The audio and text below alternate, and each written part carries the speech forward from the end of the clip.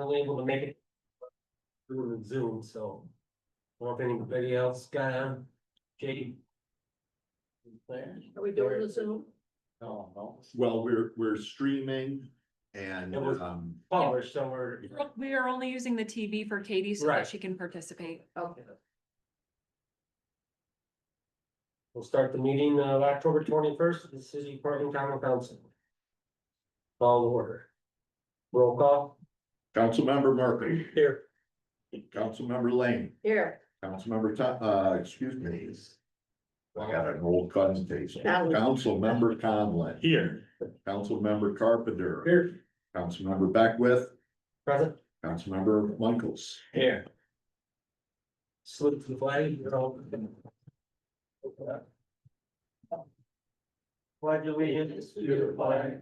United States of America, and to the republic for which it stands, one nation, under God, indivisible, with liberty and justice for all.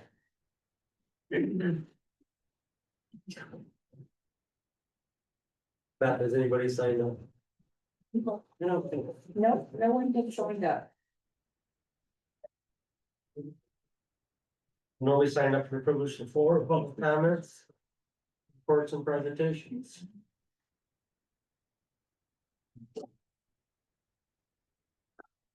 You doing them both? Yeah, both of them. I had sent along a receive and file just with regard to the city tree planting program for this year. I'm sure everybody can recall that in the spring, we had announced that we would be holding off on the tree planting until the fall. We should be receiving the trees in the last week of October or the first 2 weeks of November. They don't tell us until they're actually bringing them along. But DPW will be planting those trees this fall as planned. And then we're in the process of putting out the RFP for the ash tree removal this fall and winter, and then there will be a planting program next year as well. That one is going to be fairly extensive because that's part of the grant. So there were 8 people on the list of tree plantings for this year that unfortunately the site work didn't get completed. There was either a tree that needed removed or a stump removed or whatnot, so they will be rolled into next year. So everybody who did want a tree in 25 will get one either this fall or next spring.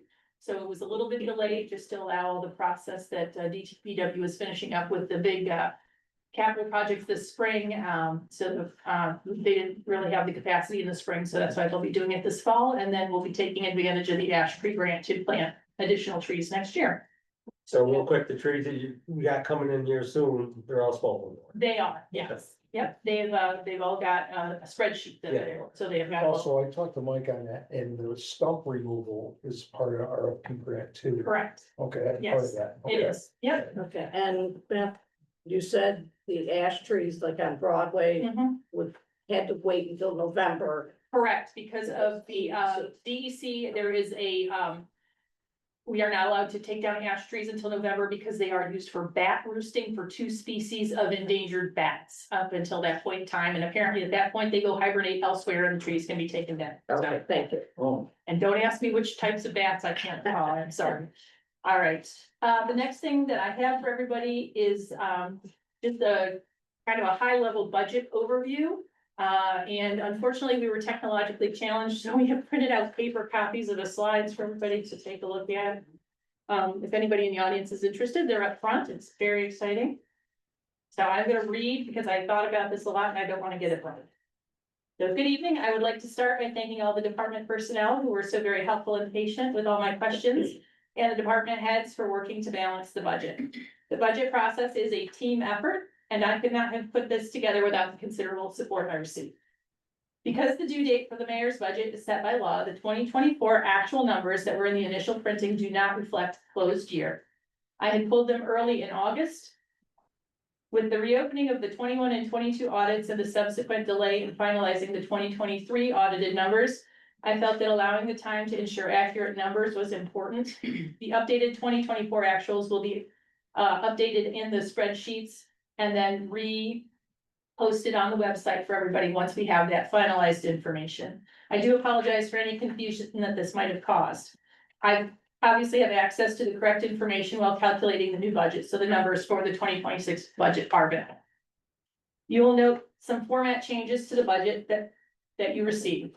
Of note, we have separated out all of the capital projects from the operational budget. This will give a more accurate accounting of the revenue and expenses that the city realizes year to year. Also, several DPW sections have been added to allow allocation to better track the various activities across that department. This budget reflects a number of trade-offs made to balance the overall revenue and expenditures of the city. It is a starting point that I hope will inspire the council to reflect on their vision for the city and encourage open dialogue on how to address competing needs while balancing priorities. So the first pie chart you see here discusses general fund revenue. The city has three main streams of revenue: property tax, sales tax, and all other non-tax revenue that is made up of fees, fines, and any other charges. Property tax is the only truly discretionary stream of revenue. This year, there is a proposed 4% increase in property taxes. This is a smaller increase than last year's 4.5% property tax increase. The sales tax was calculated using the new agreement ratified with the county. Although it is an increase in revenue, that stream is slightly smaller in percentage points overall for the revenue this year. Non-tax revenue was calculated conservatively and incorporates the new fee structure that will be in front of council to approve over the course of this fall. Grant funds are no longer included in the operational budget and are separated in association with the capital projects using that funding source. You can see when comparing this to last year's budget that the overall bottom line for 2026 is actually less than 2025. Grant funding that was applied to last year's budget was entered both as a revenue and an expenditure, balancing across the two sides of the budget.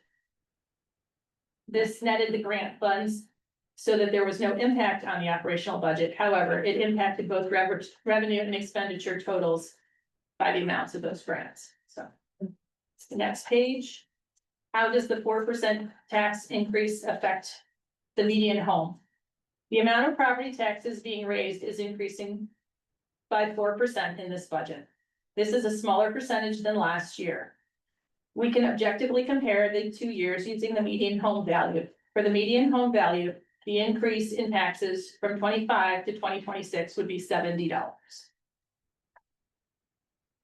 Next slide, general fund expenses by tenant. I generally consider costs from least discretionary to most discretionary. Debt service is the least discretionary, it must be paid. Personnel costs are somewhat discretionary as the council can choose whether to fund various positions. However, there are binding contractual obligations that must be followed.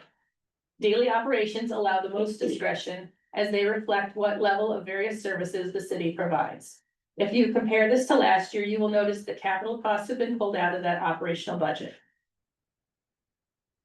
Our personnel are our greatest resource and investment as a city. The debt service and operational budget give our employees the tools they need to provide services to the community.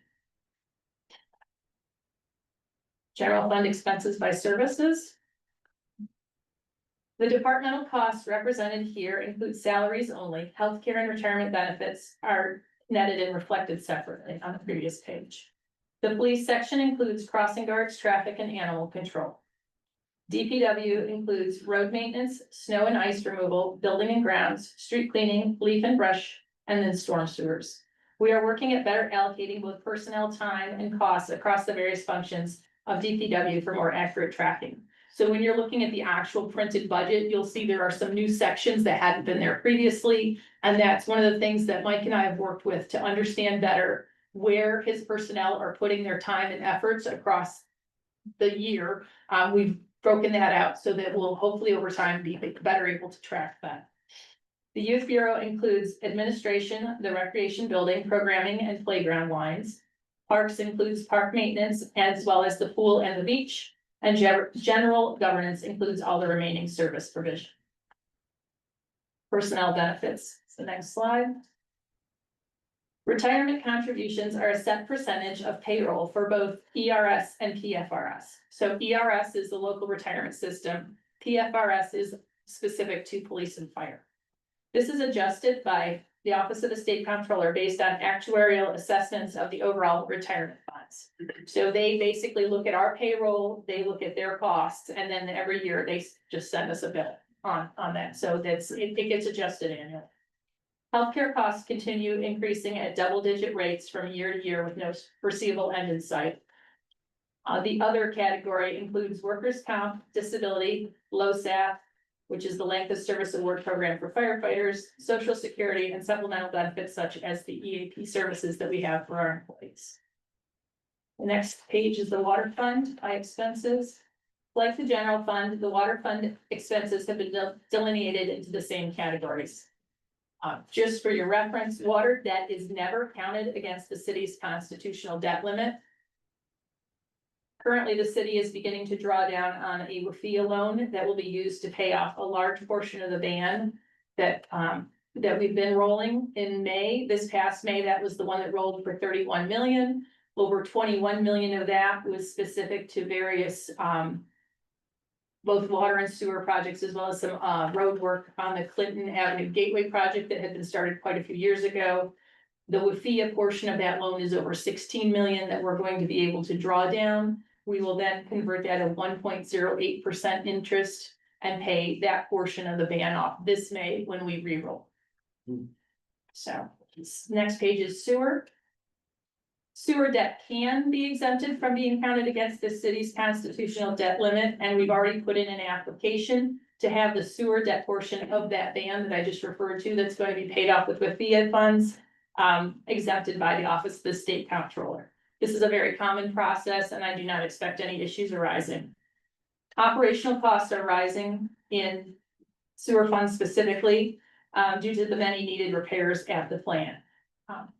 We are currently beginning a $2.2 million WQIP grant funded project to address repairs and upgrades to the aeration system at the sewer plant. However, there remains significant work that will be needed in that plant.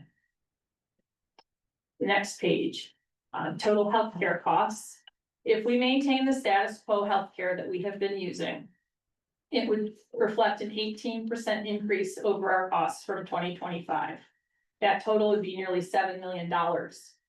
You can see it split between our active and retired personnel there.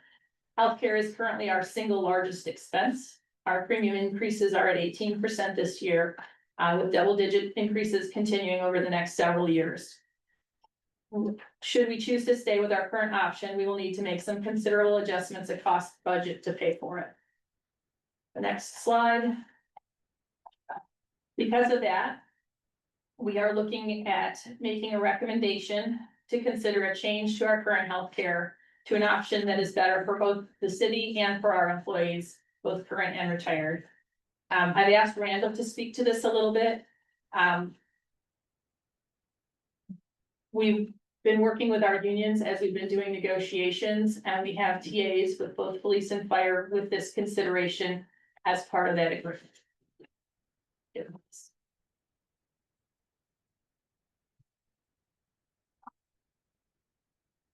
Basically, the insurance coverage and will provide will actually be an improvement to all of the city employees. It's just looking at how we put our money into different buckets. Instead of providing what I would call a Rolls-Royce product in the classic blue, we're providing, unfortunately, the bronze makes it sound like it's really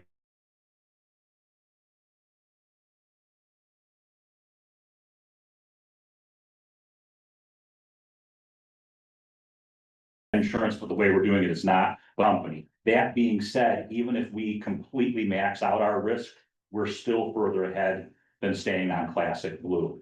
We're very confident conservatively budgeting.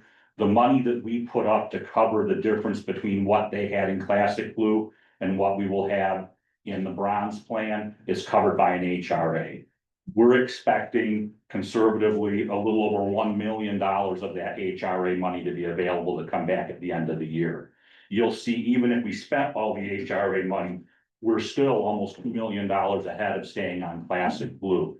We're also switching our retiree plan that's traditionally been with the consortium to a statewide purchasing consortium. The Tompkins County Purchasing Consortium is what they call a pool rated consortium, so it's only based on the people in the Tompkins Consortium plan. The statewide plan is community rated, so that's rated on all of the Excellus customers statewide. Because of that, the exact same coverage being purchased through the statewide plan is almost exactly 50 cents on the dollar So a plan that would have cost $1,100 would have cost $2,200 for a couple will now cost $1,100 for a couple. So exactly same coverage, exactly the same plan, set them up side by side, they look identical. We're also, when we switch to this statewide consortium, we know that those policies that are already twice expensive in 2027 will go up 15% for the consortium. The statewide consortium has guaranteed us they will go up no more than 7.5%. So again, not only do we have the savings in 2026, we'll have that same savings in 2027. Additionally, the bronze premiums are substantially less than the classic blue premiums. So for the same coverage, our workers, a single worker will pay a little over $1,000 less in premiums a year. A family worker will pay almost $3,000 less a year in premiums. It varies a little bit because not all of the city contracts are at the same percentage. One of the things we're doing this is to moving to the same percentage across the board for the city. So that will make it a lot easier to compare plans in the future. So that's another benefit to all of them. The other thing for anybody that's on the bronze plan, before, when you went to get a prescription, you would have a copay of $5, $10, $30, whatever it was.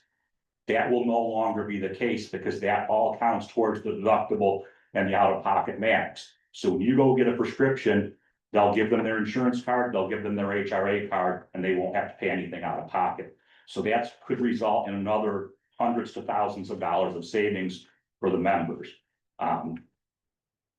When we first talked about this with the police and fire unions, the initial reaction was this is too good to be true. They vetted it through their insurance experts. They've looked through it and they've confirmed that yes, assuming everything falls into place, it's actually exactly what we told them it was going to be.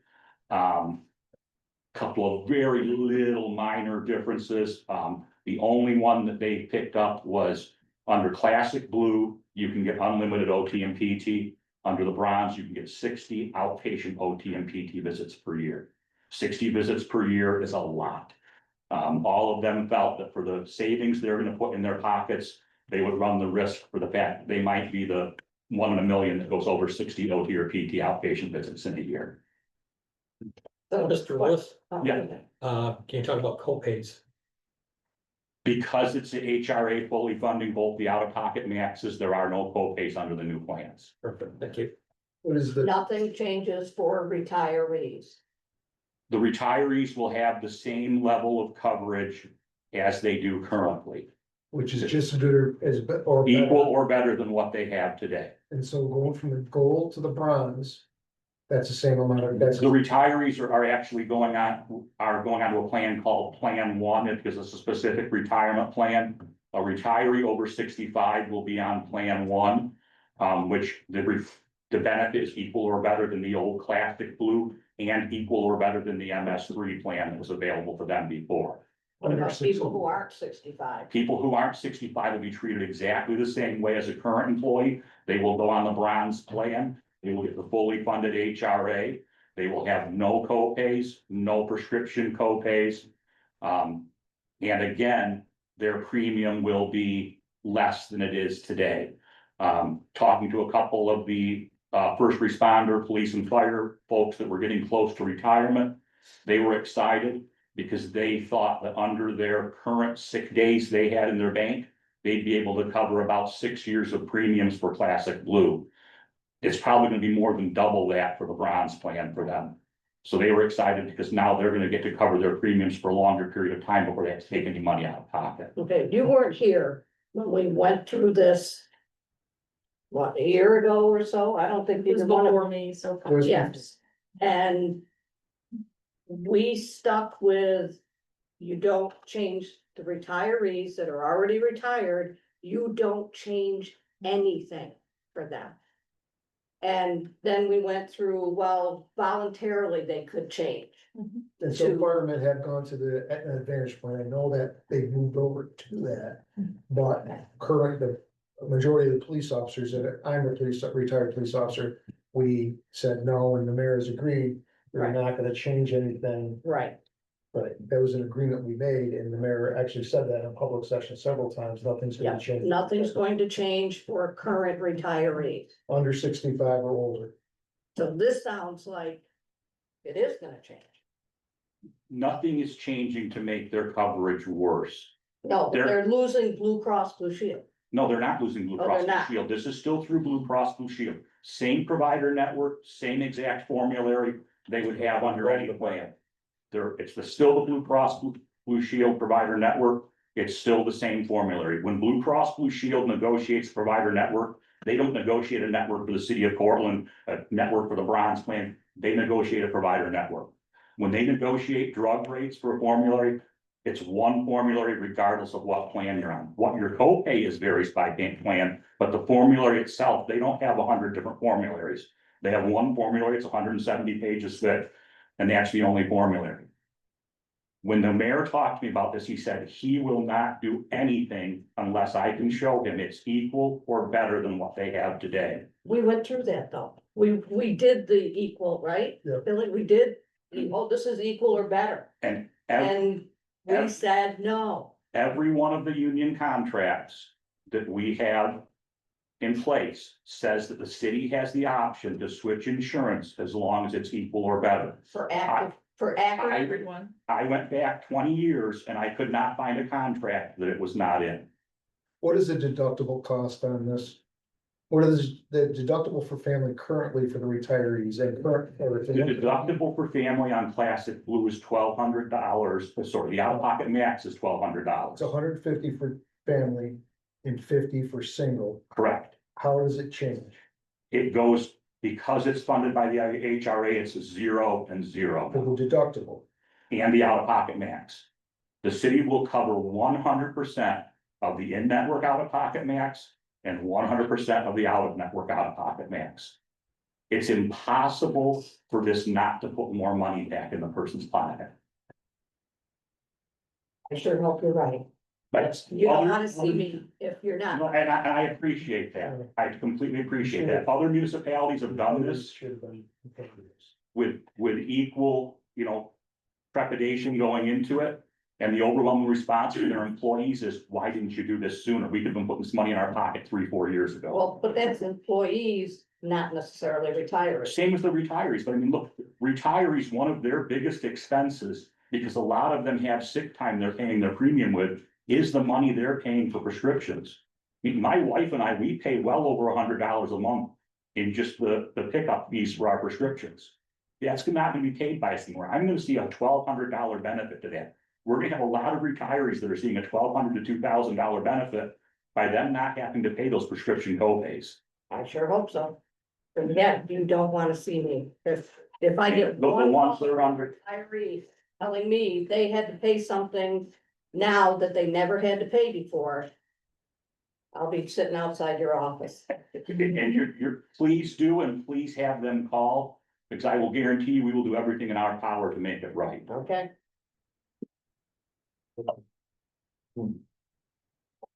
That,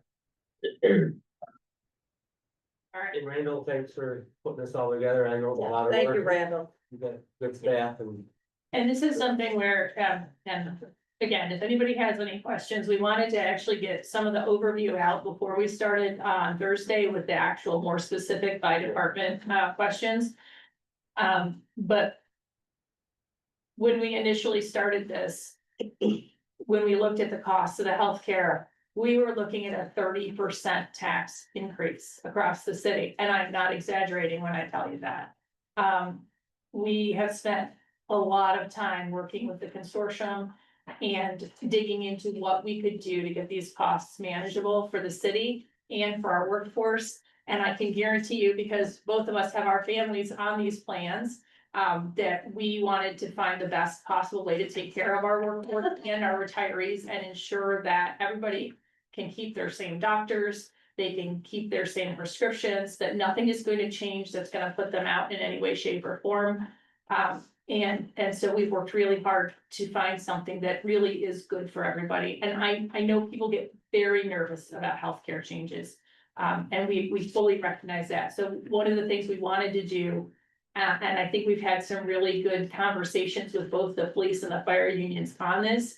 Is we have been sharing every piece of information on this as we go along with them, letting them take it to outside counsel and insurance experts on their own to verify what we're saying.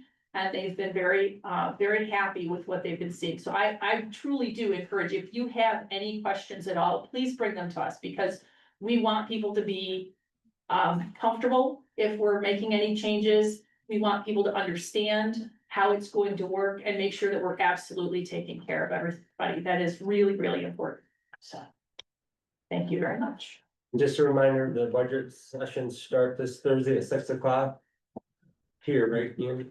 Yes. And they're open to the public, so if anybody got concerns, you're more than welcome to join in. I don't know if it's gonna be on Zoom or not. Yes. Yeah. Okay. You have the link on there? Anybody wants to join? Same public link as for this and all other meetings, we use that same link for Okay. everything. It's on the website and it'll be on the agendas that are issued for those meetings. No mayor's report, obviously. Scott's not here, just a few things. He encourages everybody to participate in the budget stuff, so feel free to show up and voice your concerns. Ward reports, where we at? Ward 1. Good evening. Been out campaigning door to door, meeting a lot of my new constituents, new families. And I have a list of to-dos, wants, or questions that I'll be finishing up this week. Each time I go out, I learn more and more and what I can do for people. And then when you get elected, you're in 4 years, the list will get bigger. 2 years to be elected. Oh, right. Oh, right. Right, 'cause we got 2 more years, I forgot about that, yeah, so we're all in the same Oh, term now, yeah, Oh, wait, we will be, yeah, Ward one's doing very well. yeah, good. Okay. Okay, Pat, your turn. Okay, my turn. I received a call from a constituent on Sand Street. Concerned about, garbage piling up. I got a hold of, code. And they went and, I guess, took care of part of it, but not all of it. And so I received another call from the same constituent today. And I got a hold of code, and Roy is taking care of it fully this time. The railroad tracks going across Tompkins Street, to Pasley, are getting worse. And, I know from personal experience, every time a truck goes over them, I wake up. So eventually they will be taken care of. And that's it for the full. Alan? So I've been out like Dana, knocking on doors, meeting with folks. I had a ward meeting yesterday in Beaudry Park. It was the second one I've had. There's good turnout for it. I spoke with the mayor and he's gonna be joining us for the next ward meeting we're having, which will be on November 17th. At Beaudry Park at 6 p.m. So I announced that yesterday at the ward meeting. Folks were excited to have the opportunity to speak with the mayor. So very appreciative to him and his staff for being open to that. Great. Billy? All good in the 6th ward. We have, the water mitigation issue is being taken care of in the springtime. That's on the schedule, Mike, so that's good. Finally get that resolved in that creek area. Hopefully to resolve the flooding issues. That's all I have. And you got your road paved now, main drag 13 this year, it looks good. Yeah, It's nice. Mr. Michaels? I haven't received anything pressing in the 8th ward. There's some questions regarding leaf pickup, but they were resolved once it commenced again last week, so that was worked out. I'm glad it did, because it kind of cut down some of the chatter that people were saying that, well, where's our leaf pickup this year? So what happens is that once DPW starts the routes, if there's not a lot of debris up there, they may cover all wards in 2 days instead of the 5 days that they normally take, so. Don't be surprised that they'll be back anyways, once more leaves drop. If I can get Andrea to come up and talk a little bit about trunk or treat. coming up this Saturday. It's something that, the state of Portland is, proud to announce that, I believe this is the second year in this location. This is the first year on Main Street. Okay, So trunk or treat is on Saturday from 2 to 4 on Main Street. Main Street will be shut down from Tompkins Street to Central Ave. So from Tompkins to Court Street, it will be shut down at 10. And then at noon, the Court Street to Central Ave will be shut down. There are, I believe, 45 different community organizations and businesses that will be attending. We will have the showmobile set up with the dance companies doing some performances and a chicken barbecue. So the weather looks good and Yeah, it does. That's what we just went, yeah. I'm not that quick. yeah, Saturday, I think it's supposed to be okay. yes. I have one thing. Troy can add to that, the chicken barbecue put out of Sonic Lodge, all the proceeds are gonna go to the fire department. Nice. 47 and sunny. Perfect. Yeah, Yeah. perfect. Last year, we estimated about 3,000 people, so Oh, we've got about 15 more trunks this year than last year, so. Gonna be big, yes, Yeah, thank you. So, I want to thank the Youth Bureau for taking care of the sidewalk graffiti that was over in Courthouse Park. That we noticed. I was there for the rally on Saturday, and there was some pretty disturbing graffiti on the sidewalk over there, very small, and done in paint, not with chalk. And so I brought it to the mayor's attention and he made sure he got a hold of the youth bureau and they went over and took care of it. So, thanks. Pretty quiet and stuff, report, other than Tom mentioned about the leaves, and, you know, me leaving grass is always my biggest, and snow around the fire hydrants, but, one thing about DPW, they're up till last week, they're still paving too, so, Yes. so they had a lot of delays, so. But, as Tom said, they will get around, and for some reason, if you think they miss them. Get a hold of your alderperson, or, you know, you walk them to call DPW, they'll certainly do what they can do to get it taken care of, so. Other than that, I don't know if you guys noticed on River Street, we were able to get the sheds out of there, the old brewer's place. We got moved out to Cortlandville, or actually better location. They really cleaned that up, because we were having a lot of people living in the sheds and doing stuff they shouldn't have be doing. Right across from there on River Street with the new housing complex is supposed to be started this fall, but looks like it might get postponed till spring, but, now you can see the leaves are all gone, you can still see the, tents and whatever else they use it, but. Stay in, and they shouldn't be there, but they should be taken down there soon and cleaned up, I know Roy dealing with that, so. Other than that, hopefully we have a mild winter, so we don't create any more potholes. I think we're pretty good. Approval of the minutes. Motion, Yeah. No, second. all in favor, we have to approve that, right, all in favor? Hi. Aye. Then we'll move on, resolution number 1. And number 1, I guess I should have said, yeah. Agenda item number 1, receive the 2026 amended city budget, set dates for budget review meetings, public hearings and approval. Resolved that the common council hereby acknowledges receipt of the tentative 2026 city budget as submitted by the mayor on October 15, 2025.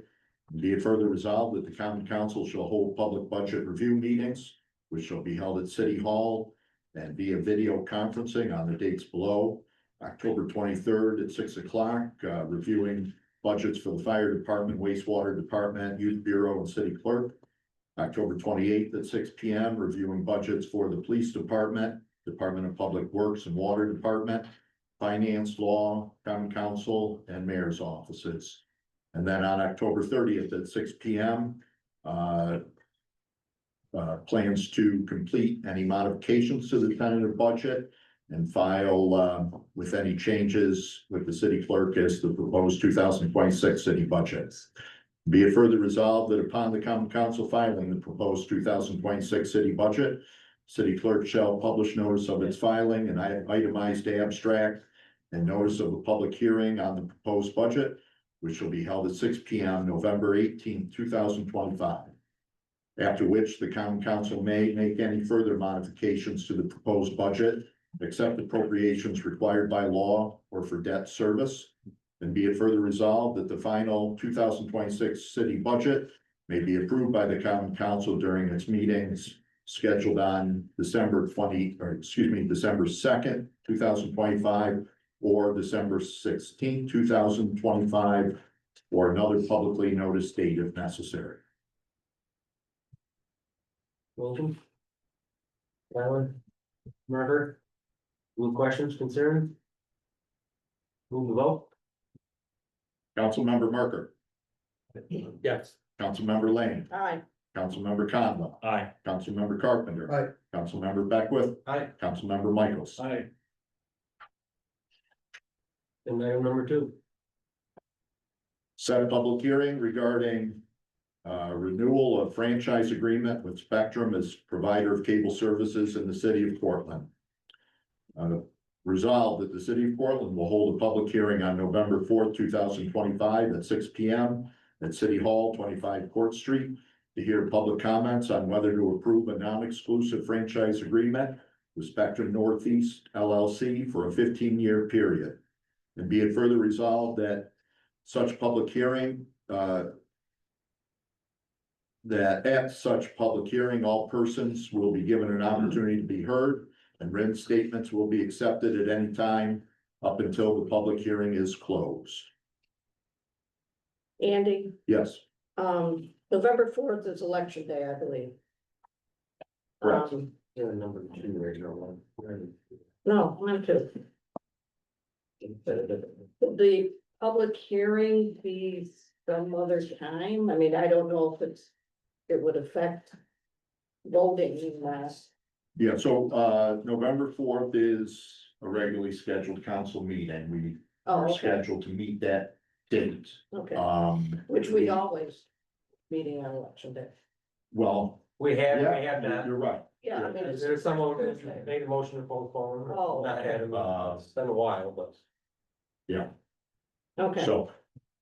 I'll ask the corporation council if I'm not sure time wise in terms of processes, whether putting that public hearing on is possible or not, or advisable. It's not time pressing. I mean, we need to do it before the end of the year.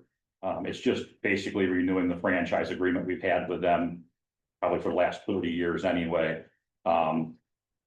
Now that it's become such a dwindling source of income with people streaming, they used to be renewed every 4 or 5 years. Now it's actually a 15-year agreement. So and it's the same 5% we've had forever based on the gross revenues in the city. okay, but I mean, if we're gonna have a meeting anyway. I mean. Yeah, if you'd like to move to reschedule that for the 18th of November, we can amend this resolution to do so. If you No, like. I mean, as long as people realize, get out and vote early. And, we will take written comments as part of this as well, and the public notice on the website and in the papers. Note that. Okay, You all set? Yep. Move it.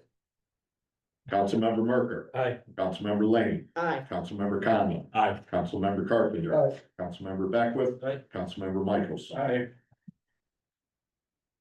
Agenda item number 3. Abolish and create police department positions designated for assignment of school resource officers and authorize waiver requests.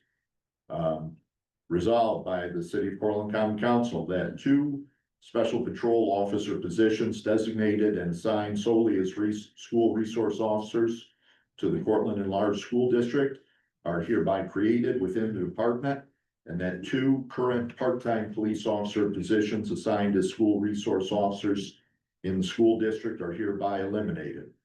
And be it further resolved that the police department shall complete an application with the New York State Department of Civil Service for a maximum salary increase for the 2 special patrol officer positions.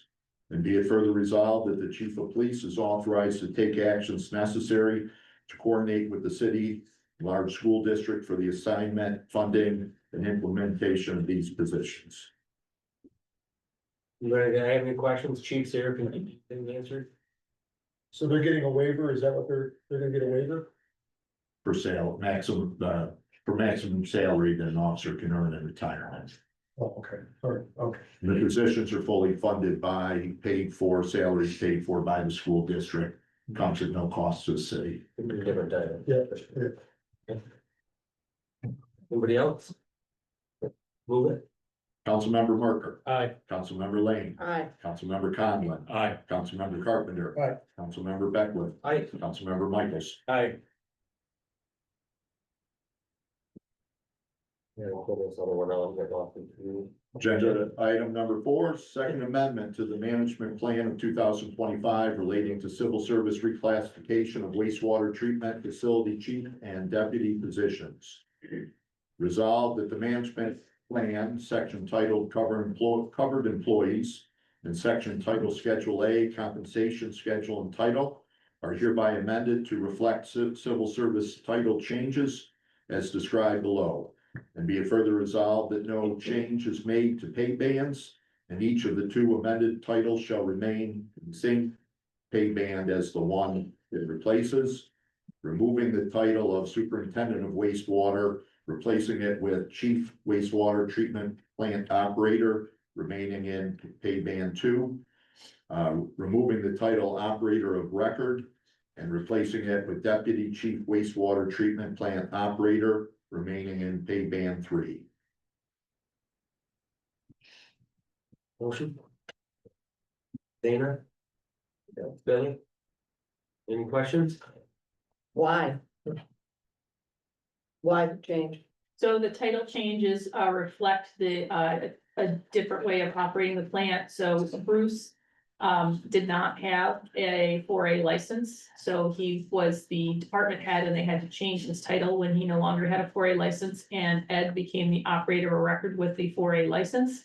Now that Joe has taken over, he does have a 4A license, so he's going back to the previous titles that had been historically the titles of chief and deputy in that department. It just had been a change in an interim for a while, so Okay. we're putting it back to what it was. Okay, thank you. You're welcome. So no change in costs to the city from this? No, it's Just- just that it's purely a civil service title change because it didn't match with the management plan. Giving people the title they deserve. Right. You got the documentation in the back of it. Yeah. Move it. Councilmember Merker, Aye. Councilmember Lane, Aye. Councilmember Conlon, Aye. Councilmember Carpenter, Aye. Councilmember Beckwith, Aye. Councilmember Michaels. Aye. Agenda item number 5. So with this, I'll accept the motion to make several amendments, adding in provisions about authorizing the local grant match into the title, which was already contained in the text. And adding into the title and a paragraph designating a project representative. Would somebody wants to make that motion, with unanimous consent, we'll proceed with it. Accept wastewater infrastructure engineering plant grant from New York State Environmental Facilities Corporation. Authorize local grant match and designate project representative.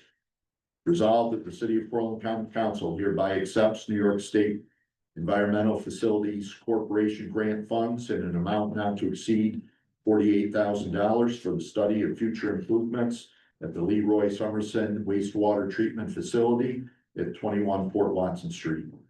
Be it further resolved that the common council hereby authorizes a local match for this project in an amount not to exceed $9,600 from account G8 100-541500. And be it further resolved that the city of Portland County Council hereby designates Elizabeth Greenwood, Director of Administration and Finance, as a primary contact for the grant. And be it further resolved that the common council authorizes Mayor Steve to execute the associated grant agreements and any and all contracts, documents, and instruments necessary to fulfill obligations under the grant agreement. Motion. Billy, second. Pat? Any discussion? Can I just get an explanation for the amendments? Is clarifying language or? What is the amendment? Further discussions with the state EFC, they indicated that as part of this, they would like, to have a point of contact specifically stated in the resolution, Okay, accepting it. And, yeah, that's really the extent of the change, and then just, adding stuff into the title to reflect those changes. Okay. Move it. Councilmember Merker, Aye. Councilmember Lane, Aye. Councilmember Conlon, aye, Councilmember Carpenter, Aye. Councilmember Beckwith, Aye. Councilmember Michaels. Aye. Agenda item number 7. Authorize application for New York Swims funding to assist with construction of a new bathhouse facility and beach access infrastructure at Yeaman Park. Resolved that the City of Portland Common Council authorizes Mayor Steve to submit an application on the city's behalf for up to 80% of the proposed project's capital cost amount of $4,796. Excuse me, $4,796,965 through the New York Swims program to assist with renovations of the swimming facilities at Yeaman Park. And be it further resolved that the city of Portland commits to providing short-term construction financing in the amount of $4,796,965, of which the city's share of the project costs in the amount of $959,465 will convert to long-term financing at project completion. The project cost balance in the amount of $3,837,500 is to be reimbursed to the city through the New York State Swims Grant Program if awarded. Motion. Colin, second, Billy?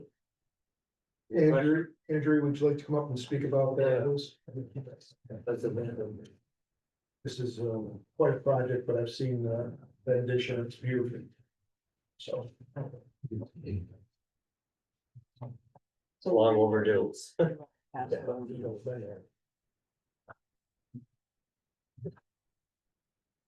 So the current bathhouse is pretty rustic. Original. There's a rough, I can't go in there. Yeah. Our goal is to, Oh, this. update the bathhouse, the pavilions, add some more green space, and then the most important thing are the ADA improvements. So you'll see in one of the renderings, there's actually a ramp that will go from the top of the beach area down to the sand, and then there is a wheelchair mat. We will have a beach wheelchair there as well. The amenities will include ADA accessible grills and picnic tables, benches. The bathhouse currently does not actually have a changing room. It's just the outdoor showers, so we're gonna add changing rooms. Additional bathrooms, a community room over there, and then the lifeguard area with some storage. And all the pavilions all around are gonna be redone first. Yep. The beach access wall through here, that's all gonna be redone through. So that was just redone 3 years ago. Okay. Yeah. And then I believe there was 50 tons of sand that we're also going to bring in to improve that. New concession stand, obviously, or concession area, or what? where- Not a where that- concession area, but room for food trucks. Okay, Yeah. good, okay. Well overdue. Good. Yeah. Yeah. Been there a long time. I think it's so 1946. Yeah. Yeah. Yeah. Since when you ended first construction. Yeah. Could you speak a little bit about the obstacle course we talked about yesterday? Yep, so next year, in the water, we will have an inflatable obstacle course. If you've seen the bounce houses that the kids play on, it's similar to that, it will float in the water. We're still finalizing how many features we'll have. But we're working with the Eamon Foundation to help bring that to the beach next year. You'll have to register on the website like you do for the pool. It'll be an aquatic pass now, not just a whip wire pass.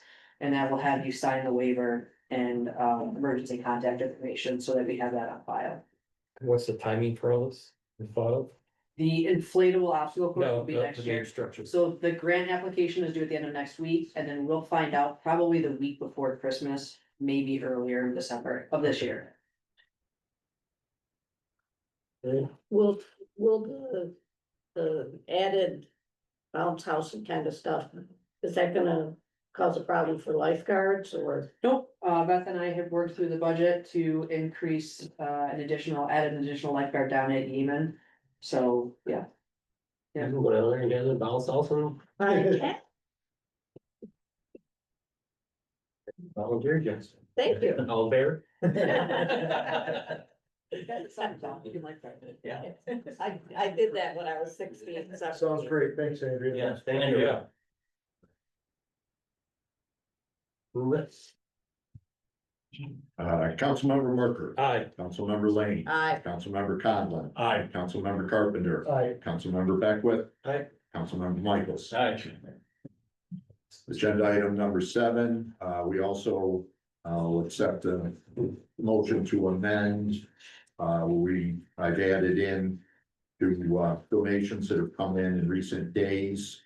So with, management consent, we'll make those amendments. Agenda item number 7, accept and recognize donations to the Youth Bureau in memory of Rick Janke. Resolved that the City of Portland Common Council, on behalf of Mayor Steve and the Youth Bureau, expresses its gratitude for the generosity of the donors below. And be it further resolved that the Common Council hereby accepts the donations listed below, made in memory of Rick Janke, totaling $525 to be appropriated to Youth Bureau account line for donations.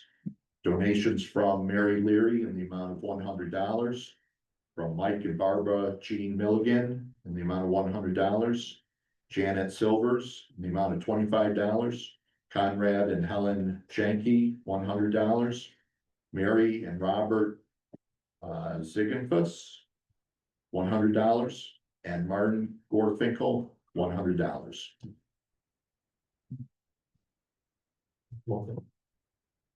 second. Stay there, Kyle. As always, we appreciate the donations, so it goes a long ways. It does. Anybody have anything else when we move to adjourn? I'll call the roll on it. Councilmember Merker. Aye. Councilmember Lane. Aye. Councilmember Conlon. Aye. Councilmember Carpenter. Aye. Councilmember Beckwith. Aye. Councilmember Michaels. Aye. Now, does anybody have anything else for me? Motion. Oh,